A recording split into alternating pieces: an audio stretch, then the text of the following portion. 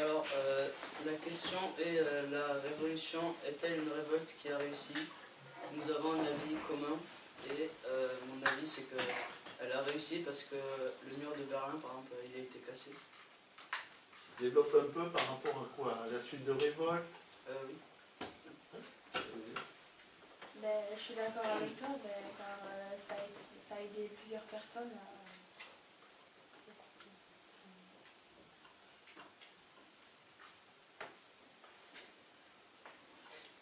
Oui, mais aussi, la révolution n'a pas forcément réussi parce que dans les régimes totalitaires comme celui d'Hitler, il y a des personnes qui se sont révoltées et pourtant ça n'a rien changé.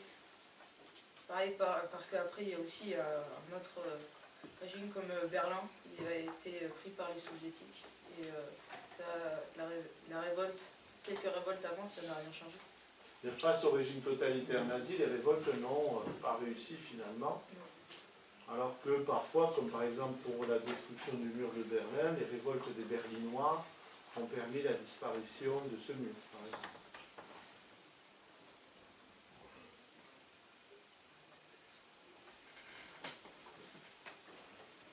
Est-ce que tout le monde est sur la même position par rapport à cette question? On est tous d'accord sur un point, c'est que ça a réussi. La révolution, ça a réussi souvent. Par exemple, quand on n'est pas d'accord Pas d'accord? Mais non, je te l'ai dit. Vas-y. Parce que la révolution n'est pas forcément une révolte qui a réussi, je t'avais déjà dit. Appuyez-vous sur des exemples, allez-y. Ben, moi, quand je parle de révolte qui a réussi, ben, je pense à la Révolution française par exemple, où il y a eu plusieurs ben, ça a réussi au final, ils ont réussi à avoir ce qu'ils voulaient, et donc la révolution aura servi à quelque chose.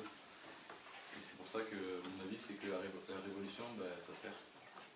Ça change le système social et politique. Mais peut-être que toute révolte n'aboutit pas à une révolution, peut-être. Oui, pas forcément. Il y a aussi des manifestations, parfois. Oui.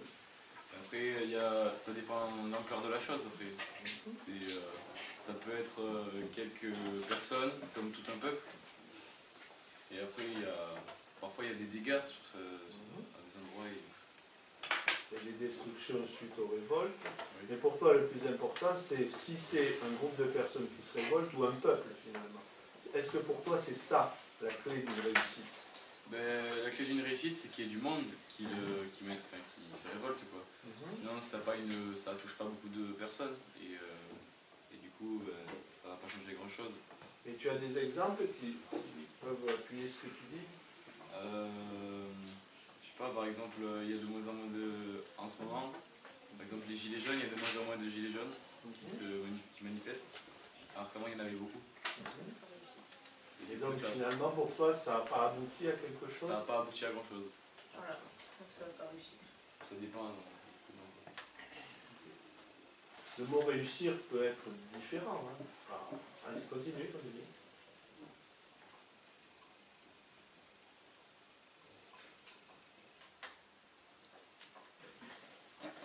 Qu'est-ce que vous mettez derrière le mot réussir? Ben, obtenir ce qu'on veut. Oui. Par exemple, la révolte, elle commence souvent par un mécontentement. Ils ne sont pas d'accord avec une loi ou quelque chose qui leur convient pas. Et du coup, ils se révoltent pour changer la loi ou la chose qui ne leur convient pas. Et après, c'est en fonction justement de la portée de la chose, ben, ça peut fonctionner comme ça peut pas fonctionner. Pas fonctionner, c'est-à-dire que ça peut se limiter juste finalement à rien ou à une légère correction de la loi, on va dire peut-être. Et parfois, ben, ça entraîne tout un peuple, tout un pays à remettre en cause tout un système. Ça peut être ça. Si je prends, j'essaie d'abonder pour vous amener à débattre. Si vous prenez les manifestations géantes des Berlinois en 1989, ce qu'ils réclamaient, c'était la liberté de circulation et la destruction du mur. Par ça, finalement, ils ont obtenu l'effondrement de tout le système. C'est-à-dire la RDA a disparu à la suite de ça. Alors, est-ce qu'ils avaient conscience de la disparition de la RDA? Ça, je ne sais pas, pour beaucoup de manifestants. Par contre, l'objectif, c'était la disparition du mur et la libre circulation. Il y a parfois des événements qui amènent plus, peut-être. Continuez.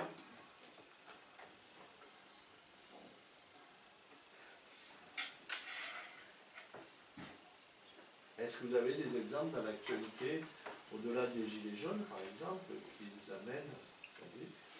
Par exemple, en ce moment, il y a les manifestations pour les retraites. Et il y a plusieurs métiers qui se révoltent, qui manifestent pour changer la loi sur les retraites. Et pour l'instant, ça n'aboutit pas à grand-chose. Mais les manifestations continuent parfois. Donc par rapport à la demande de retirer cette loi, ce projet, on va dire, de loi, il y a une demande, mais ça n'a pas abouti puisque le processus législatif se poursuit, on va dire. Il est examiné. Est-ce que vous avez d'autres exemples qui vous amènent à penser que la révolution est une révolte parfois qui a réussi? Oui. Bah, il y a le droit de vote des femmes aussi. Alors vas-y. Bah, avant, les femmes, ils n'avaient pas le droit de voter. Oui. Et du coup, bah, ils ont dû faire une révolution. Oui, elles se sont battues, elles ont obtenu. Est-ce que tu peux être... voilà. Est-ce que, voilà, l'égalité homme-femme, finalement, c'est aussi une révolte, la révolte des femmes qui réclament l'égalité des droits. Est-ce que c'est quelque chose d'accompli actuellement dans le monde? Et bah oui. Non, pas forcément. Allez-y. Parce que la révolte des femmes, il y a toujours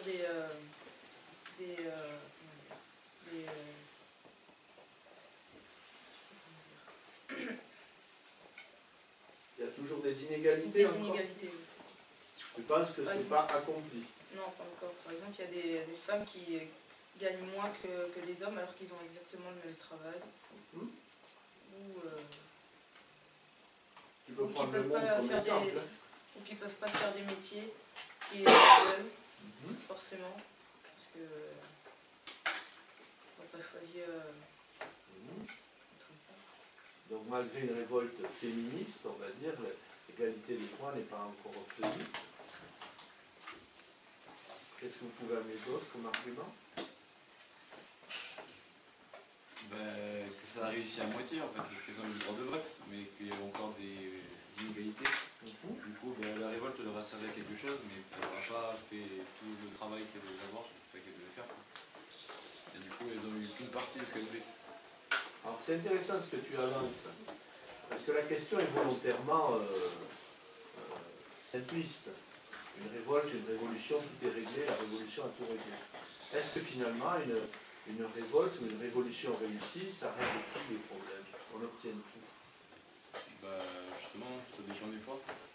C'est pas dans tous les cas. Par exemple, là, il n'y a pas eu tout ce qu'elle voulait. Par exemple, oui.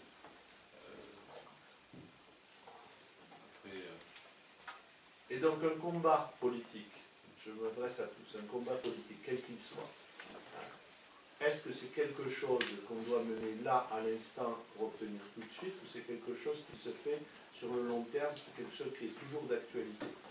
Je prends par exemple le cas des femmes. L'égalité, est-ce que c'est un combat, ça s'arrête au droit de vote, ou est-ce qu'il est encore à mener ce combat? Il est encore à mener. Allez-y, développez. C'est parce que c'est pas encore ce qu'elle veut. Oui. Je ramène, est-ce que voilà, une révolution est une révolte qui a réussi? Non. Ou est-ce qu'il ne faut pas parler plutôt d'un combat qui a réussi? Allez-y.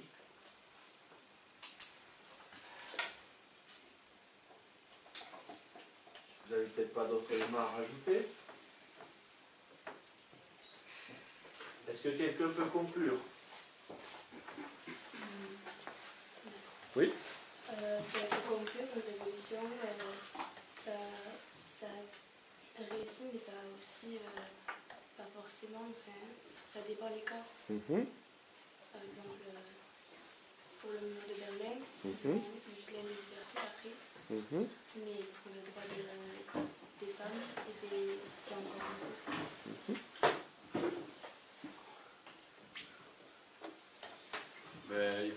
Certaines révoltes après elles sont pas encore abouties. Et c'est ce qui fait qu'ils n'ont toujours pas, les gens qui manifestent n'ont toujours pas ce qu'ils réclament. Et parfois le combat il n'est pas fini et c'est pour ça que continuent à manifester et à montrer leur mécontentement. Tout le monde partage cet avis? Il ne suffit pas d'une révolte, c'est plutôt un combat sur le long terme. Et est-ce que chacun d'entre vous, bon, a priori vous partagez tout cet avis, mais est-ce que vous pouvez avancer des éléments qui expliquent ça? C'est-à-dire, finalement, il ne suffit pas d'une révolte, c'est un combat sur le long terme pour obtenir. Qu'est-ce que vous pourriez avancer à part le droit des femmes, les gilets jaunes, qu'est-ce que vous pouvez, effectivement, tu as parlé sur la réforme des retraites, est-ce que vous avez d'autres éléments qui peuvent appuyer ça? Cette lutte pour les libertés et les droits. Oui. Dans les régimes totalitaires, par exemple, il y en a beaucoup qui ont lutté pour être libres. Et pourtant, c'est que pendant quelques années après, ils ont eu ces libertés. Tu peux citer le cas d'un pays, d'un régime? Le régime de Vichy. Par exemple, oui, les résistants ont refusé, se sont révoltés contre une situation, effectivement, ils se sont battus pour les libertés et les droits.